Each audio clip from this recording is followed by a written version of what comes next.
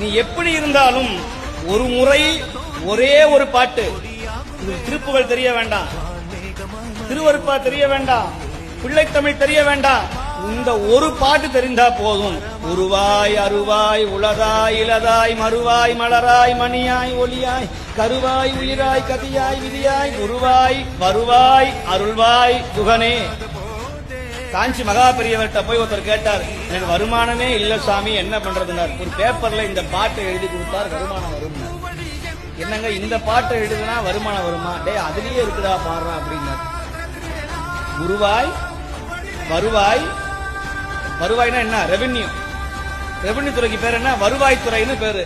வருவாய் குருவாய் வருவாய் அருள்வாய் குகனே, பாடுறா காசு அதுலயே இருக்குடா போடா அப்படின்னாராம்.